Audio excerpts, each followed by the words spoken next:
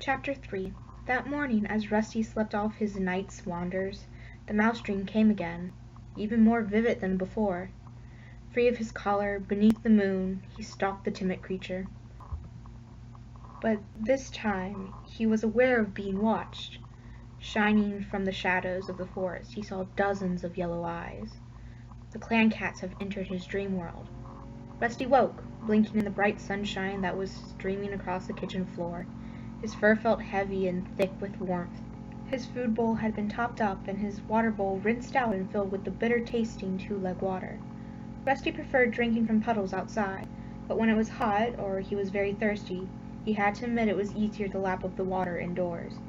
Could he really abandon this comfortable life? He ate, then pushed his way out the cat flap into the garden. The day promised to be warm, and the garden was heavy with the smell of early blossoms. "Hello, Rusty," mewed a voice from the fence. It was Smudge. "You should have been awake an hour ago. The baby sparrows were out stretching their wings." "Did you catch any?" Rusty asked. Smudge yawned and licked his nose. "Couldn't be bothered. I already had enough at home. Anyway, why weren't you out early? Yesterday you were complaining about Henry sleeping in all the time, and today you're not much better yourself." Rusty sat down on the cold earth beside the fence and curled his tail neatly over his front paws. "I was in the woods last night," he reminded his friend. At once he felt the blood stir in his veins and his fur stiffen. Smudge looked down at him, his eyes wide. "Oh yes, I forgot. How is it? Did you catch anything? Did anything catch you?" Rusty paused, not sure how to tell his old friend what had happened. "I met some wild cats," he began. "What?" Smudge was clearly shocked. "Did you get into a fight?" "Sort of." Rusty felt the energy surging through his body again as he recalled the strength and power of the clan cats. "Were you hurt? What happened?" Smudge prompted his eagerness. "There were 3 of them, bigger and stronger than any of us." "And you fought all 3 of them?" Smudge interrupted, his tail twitching with excitement. "No," Rusty meowed hastily. "Just the youngest one. The other 2 came later." "How come they didn't shred you to pieces?" "They just warned me to leave their territory, but then—" Rusty hesitated. "What?" meowed Smudge impatiently. "They asked me to join their clan." Smudge's whiskers quivered disbelievingly. "They did," Rusty insisted. "Why would they do that?" "I don't know," Rusty admitted. "I think they need extra paws in their clan." "Sounds a bit odd to me," Smudge mewed doubtfully. "I wouldn't trust them if I were you." Rusty looked at Smudge. His black and white friend had never shown any interest in venturing into the woods. He was perfectly content living with his housefolk. He would never understand the restless longing that Rusty's dreams stirred in him night after night. "But I do trust them," Rusty purred softly. "And I've made up my mind. I'm going to join them." Smudge scrambled down from the fence and stood in front of Rusty. "Please don't go, Rusty," he mewed in alarm. "I might never see you again." Rusty nudged him affectionately with his head. "Don't worry, my housefolks will get another cat. You'll get on with him just fine. You get along with everyone." "But it won't be the same," Smudge wailed. Rusty twitched his tail impatiently. "That's just the point. If I stay around here till they take me to the Cutters, I won't be the same either." Smudge looked puzzled. "The Cutter?" he echoed. "The vet," Rusty explained. "To be altered like Henry was." Smudge shrugged and stared down at his paws. "But Henry's all right," he mumbled. "I mean, I know he's a bit lazy now, but he's not unhappy. We could still have fun." Rusty felt his heart fill with sadness at the thought of leaving his friend. "I'm sorry, Smudge. I'll miss you, but I have to go." Smudge didn't reply, but stepped forward and gently touched Rusty's nose with his own. "Fair enough. I can see I can't stop you, but at least let me spend one more morning together." Rusty found himself enjoying the morning even more than usual, visiting his old haunts with Smudge, sharing words with the cats he's grown up with. Every one of his senses felt supercharged, as if he was poised before a huge jump. As Sun-High approached, Rusty grew more and more impatient to see if Lionheart would really be waiting for him.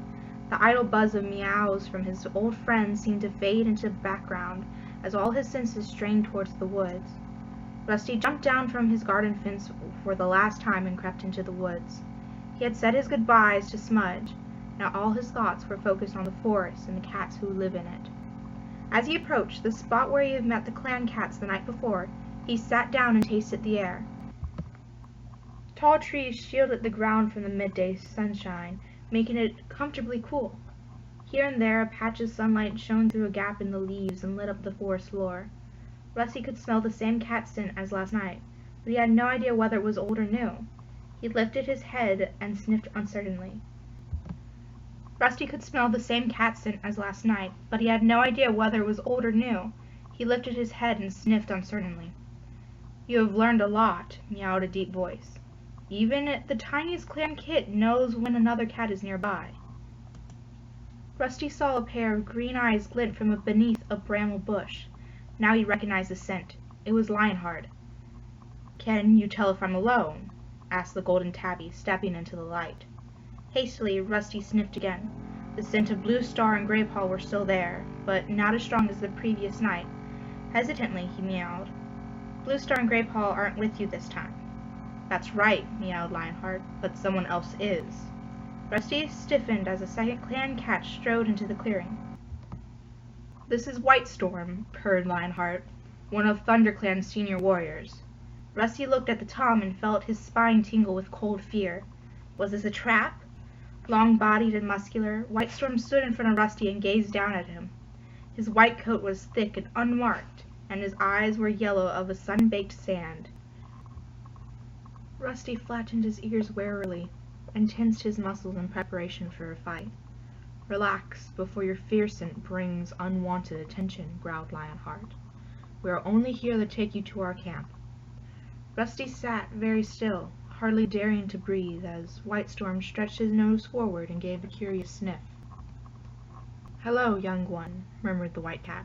"I have heard a lot about you." Rusty dipped his head in greeting.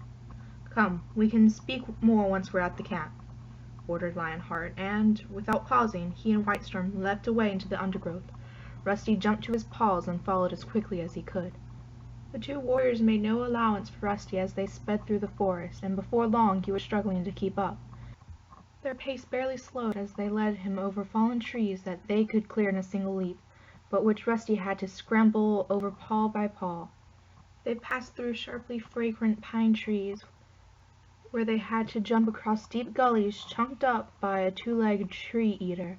From the safety of his garden fence, Rusty had often heard its roaring and snarling in the distance. One gully was too wide to jump, half filled with slime, foul-smelling water. The clan cats waded through without hesitation. Rusty had never put his paw in water before, but he was determined not to show any signs of weakness, so he narrowed his eyes and followed, trying to ignore the uncomfortable wetness that soaked his belly fur. At last Lionheart and Whitestorm paused. Rusty skidded to a halt behind them and stood panting while the two warriors stepped onto a rock that rested on the edge of a small ravine. "We are very close to our camp now," meowed Lionheart. Rusty strained to see any signs of life, moving leaves, a glimpse of fur amongst the bushes below. His eyes saw nothing except the same undergrowth that covered the rest of the forest floor. "Use your nose. You must be able to sense it," hissed Whitestorm impatiently. Rusty closed his eyes and sniffed. Whitestorm was right. The scents here were very different from the cat scent he was used to. The air smelled stronger, speaking of many, many different cats. He nodded thoughtfully and announced, "I can smell cats." Lionheart and Whitestorm exchanged an amused look. "There will come a time, if you are accepted into the clan, when you will know each cat scent by name," Lionheart meowed. "Follow me." He led his way nimbly down the boulders to the bottom of the Raven, and pushed his way through a thick patch of gorse. Rusty followed, and Whitestorm took up the rear. As his side scraped against the prickly gorse, Rusty looked down and noticed that the grass beneath his paw was flattened into a broad, strong-smelling tract. This must be the main entrance into the camp, he thought. Beyond the gorge, a clearing opened up. The ground at the center was bare, hard earth, sharpened by many generations of paw steps. This camp had been here a long time. The clearing was dappled by sunshine, and the air felt warm and still. Rusty looked around, and his eyes wide. There were cats everywhere, sitting alone or in groups, sharing food or purring quietly as they groomed one another. "Just after sun-high, when the day is its hottest, it is time for sharing tongues," Lionheart explained. "Sharing tongues?" Rusty echoed. Clan cats always spend time grooming each other and sharing the news of the day, White Storms told him. We call it sharing tongues. It is a custom that binds members of the clan together. The cat had obviously smelled Rusty's foreign scent, for heads began to turn and stare curiously in his direction. Suddenly shy of meeting any cat's gaze, Rusty looked around the clearing. It was the edge of thick grass dotted with tree stumps and fallen trees. A thick curtain of fern and gorse shielded the camp from the rest of the woods. Over there, meowed Lionheart, flicking his tail towards the impenetrable-looking tangle of branches. That is the nursery, where kids are cared for. Rusty swiveled his ears towards the bushes. He couldn't see through much of the knots of prickly branches, but he could hear the mewling of several kittens from somewhere inside. As he watched, a ginger she-cat squirmed out through a small gap in the front. That must be one of the queens, Rusty thought. A tabby queen with a distinctive black marking appeared around the bramble bushes. The two she-cats exchanged a friendly lick between ears before the tabby slipped inside the nursery, murmuring to the squealing kits. The care of our kits is shared by all our queens, meowed Lionheart. All cats serve the clan. Loyalty to the clan is first law in our warrior code. A lesson you must learn quickly if you wish to stay with us. Here comes Blue Star, meowed White Storm, sniffing the air. Rusty sniffed the air too, and was pleased that he was able to recognize the scent of the gray she-cat a moment before she appeared from the shadows of a large boulder that lay beside them at the head of the clearing. He came, Blue Star purred, addressing the warriors. White Storm replied. Lionheart was convinced he would not. Rusty noticed the tip of Blue Star's tail twitch impatiently. Well, what do you think of him? She asked. He kept up well on the return journey, despite his puny size, White Storm admitted. He certainly seemed strong for a kitty pet. So it is agreed. Blue Star looked at Lionheart and White Storm. Both cats nodded. Then I shall announce his arrival to the clan. Blue Star leapt onto a boulder and yowled. Let all those cats old enough to catch their own prey join here beneath the high rock for a clan meeting. Her clear call brought all cats trotting towards her, emerging like liquid shadows from the edges of the clearing. Rusty stayed where he was, flanked by Lionheart and White Storm. The other cats settled themselves below the high rock and looked expectantly up at their leader. Rusty felt a rush of relief as he recognized Graypaw's thick gray fur amongst the cats. Beside him sat a young tortoise-shelled queen, her black-tipped tail tucked neatly over the small white paws. A large dark gray tabby crouched behind them. The black stripes on his fur looked like shadows on a moonlit forest floor. When the cats were still, Blue Star spoke. ThunderClan needs more warriors, she began. Never before have we had so few apprentices in training. It has been decided that ThunderClan will take in an outsider to train as a warrior. Rusty heard indignant muttering erupt amongst the clan cats, but Blue Star silenced them with a firm yowl. I have found a cat who is willing to become an apprentice of ThunderClan. Lucky to become an apprentice, caterwauled a loud voice above the ripple of shock that spread through the cats. Rusty craned his neck and saw a pale tabby cat standing up and glaring defiantly at the leader. Blue Star ignored the tabby and addressed all of her clan. Lionheart and White Storm have met this young cat. They agree with me that we should train him with the other apprentices. Rusty looked up at Lionheart, then back to the clan, to find all eyes were on him. His fur prickled and he swallowed nervously. There was a silence for a moment. Rusty was sure they all must be able to hear his heart pulsing and smell his fear scent. Now, deafening crescendo of caterwauls rose from the crowd.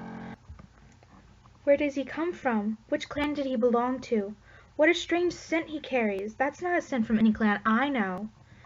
Then one yowl in particular sounded out above the rest. Look at his collar! He's a kitty pet.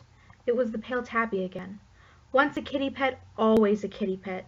This clan needs wild-born warriors to defend it, not another soft mouth to feed. Lionheart bent down and hissed into Rusty's ear. That tabby is Longtail. He smells your fear. They all do. You must prove to him and the other cats that your fear won't hold you back. But Rusty couldn't move. How could he even prove to these fierce cats that he wasn't just a kitty pet?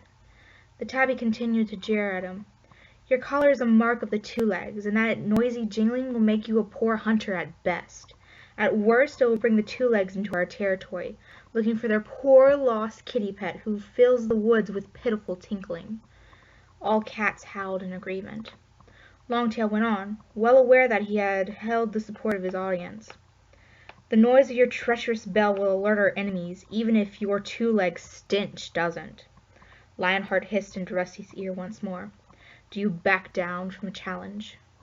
Rusty still did not move, but this time he was trying to pinpoint Longtail's position. There he was, just behind a dusty brown queen. Rusty flattened his ears, narrowed his eyes, and, hissing, leapt through the startled cats to fling himself onto his tormentor. Longtail was completely unprepared for Rusty's attack. He staggered sideways, losing his footing on the hard-baked earth.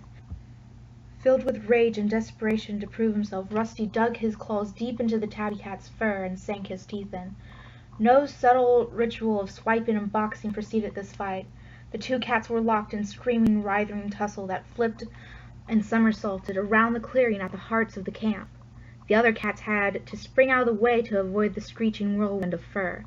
As Rusty scratched and struggled, he was suddenly aware that he felt no fear, only exhilaration. Throughout the roaring of the blood in his ears, he could hear the cats around them wailing with excitement. Then Rusty felt his collar tighten around his neck. Longtail had gripped it between his teeth and was tugging and tugging hard. Rusty felt a terrible pressure in his throat. Unable to breathe, he started to panic, writhing and twisting, but each movement only made the pressure worse. Reaching and gulping for air, he summoned up all his strength and tried to pull away from Longtail's grip. And suddenly, with a loud snap, he was free. Longtail tumbled away from him. Rusty scrambled to his paws and looked around. Longtail was crouching 3 tails lengths away, and dangling from Longtail's mouth, Rusty saw his collar, mangled and broken. At once Bluestar leaped down from high rock and silenced the noisy crowd with a thunderous caterwaul. Rusty and Longtail remained fixed to the spot, gasping for breath. Clumps of fur hung from their ruffled coats. Rusty could feel a cut sting above his eye. Longtail's left ear was badly torn, and blood dripping down his lean shoulders onto the dusty ground. They stared at each other, their hostilities not yet spent. Bluestar stepped forward and took the collar from Longtail. She placed it on the ground in front of her and meowed. "The newcomer has lost his 2-leg collar in battle for his honor. StarClan has spoken its approval. This cat has been released from the hold of his 2-leg owners, and is free to join ThunderClan as an apprentice." Rusty looked at Bluestar and solemnly nodded his acceptance. He stood up and stepped forward into a shaft of sunshine, welcoming the warmth on his sore muscles. The pool of light blazed bright on his orange pelt, making his fur glow. Rusty lifted his head proudly and looked at the cats surrounding him. This time no cat argued or jeered. He had shown himself to be a worthy opponent in battle. Bluestar approached Rusty and placed the shredded collar on the ground in front of him. She touched his ear gently with her nose. "You look like a brand of fire in sunlight," she murmured. Her eyes flashed briefly, as her words had more meaning for her than Rusty knew. "You have fought well." Then she turned to the clan and announced, "From this day forward, until he has earned his warrior name, this apprentice will be called Firepaw in honor of his flame-colored coat."